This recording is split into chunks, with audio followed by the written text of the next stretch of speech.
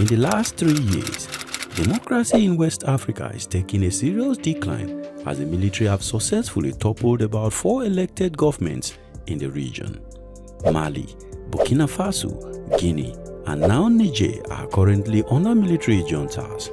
The region's economic bloc, ECOWAS, is desperate to stop the trend, but the chances of achieving this are slim.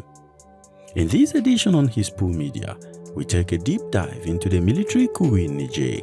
We will discuss how the coup unfolded, the immediate and remote causes, and why military intervention by ECOWAS or any other body is unlikely. Welcome to this edition on Hispu Media, your in-depth history channel. Remember to like this video and subscribe to my channel if you have not done so already. Thank you. On the 26th of July 2023, a military coup d'etat occurred in the Republic of Niger when members of the Presidential Guard arrested and detained President Mohamed Bazoum. Shortly after confirming the coup sources, the Presidential Guard Commander General Abdurrahmani Chiani proclaimed himself the leader of the military junta. This was the 5th successful military coup d'etat since the country gained independence from France in 1960 and the first since 2010. However, there have been several unsuccessful coup attempts, with the latest being in 2021, shortly before President Bazoum took the oath of office. Mohamed Bazoum was the first democratically elected president to succeed another democratically elected leader in the country. The coup was widely condemned by the United States and the country's former colonial power, France, and by the West African Regional Bloc, the Economic Community of West African States, ECOWAS. ECOWAS went on to threaten a military action against the junta and issued a 1-week ultimatum. The 1 week has since come and gone, but nothing has happened. Few weeks before the military coup in Niger, the Nigerian President Bola Ahmed Tinubu was appointed the chairman of the West African Regional Bloc, ECOWAS, on July 9, 2023.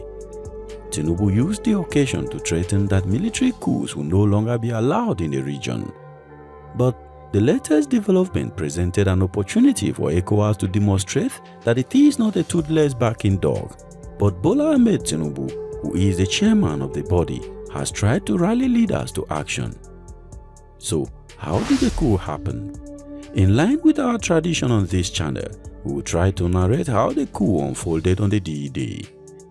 In the early hours of the 26th of July 2023, the Twitter account of the Nigerian president announced that Presidential Guards, commanded by General Abdurrahmani Chiani, engaged in an anti-republican demonstration and tried in vain to obtain the support of other security forces. It also said that President Mohamed Bazoum and his family were well after a report emerged that he was being held in the presidential palace in the capital Niamey. The coup was reportedly led by Chiani, whom analysts said Bazoum had already planned to relieve from his position. Sources close to Bazoum said that he had decided on Chiani's dismissal at a cabinet meeting on the 24th of July as their relationship has reportedly become strained. In the morning of the D-Day, strategic places including the palace were blocked off by military vehicles. Close to 400 civilian supporters of the president tried to approach the palace but were dispersed by the Presidential Guard. While the situation in the country remained uncertain throughout the afternoon, in the evening, however, Air Force Colonel Major Amadou Abdurrahmani went on state television, Tele Sahel, to announce that Bazoum had been removed from power. He went on to announce the formation of a National Council for the Safeguard of the Homeland. Seated and flanked by 9 other officers wearing uniform, Abdurrahmani said the defense and security forces had decided to topple the regime due to the deteriorating security situation and bad governance. He announced that the country's constitution has been dissolved, all state institutions are suspended, and all borders remained closed. He also imposed a nationwide curfew from 10 p.m. until 5 a.m. local time, while warning against any foreign intervention. The curfew will later be lifted on the 4th of August 2023. In the morning of the 27th of July, Bazoum tweeted that Nigerians would see to it that the hard-won gains would be safeguarded. He also refused to step down as president of the country. On the same day, however, the Army High Command, led by Army Chief of Staff General Abdul Sidiku Issa, expressed support for the coup.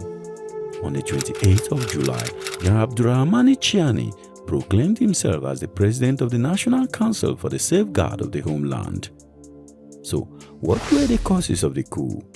Analysts cited a rising cost of living and perception of government incompetence, as well as Bazoum's plan to replace the head of the Presidential Guard, General Abdurrahman Chiani, as possible triggers for the coup. The country frequently ranks at the bottom of the United Nations Human Development Index and has also suffered from Islamic insurgencies led by Al-Qaeda, Islamic State, and Boko Haram. Despite military training and logistical support from the United States, France, and Turkey, the country continues to face security challenges.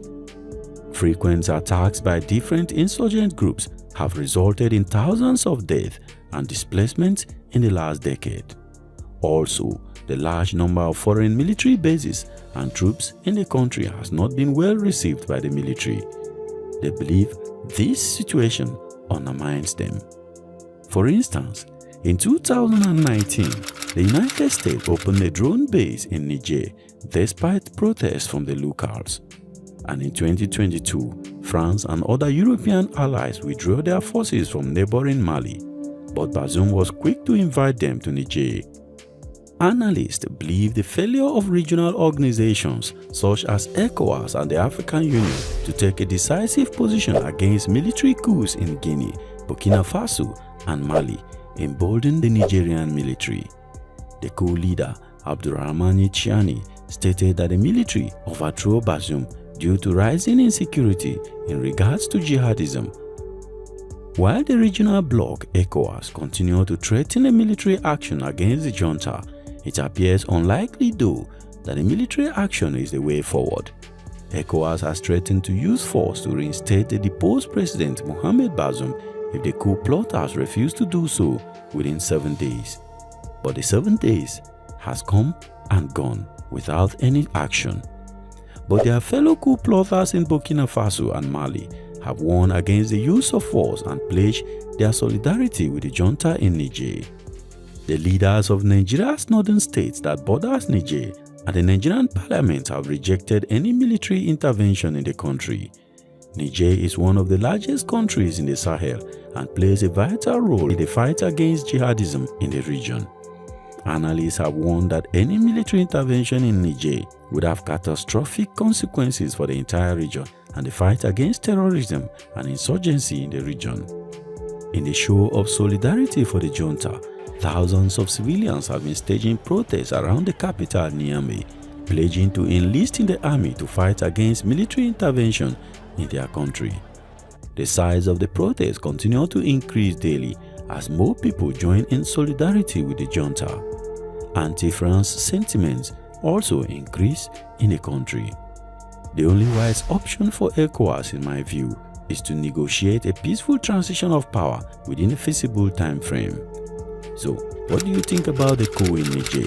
Leave your thoughts in the comment section. Click here for an in-depth history of the February 1966 coup in Ghana. Don't forget to like this video, subscribe if you have not done so already, and on the bell notification. I will see you in the next video. Thank you very much for watching. Peace.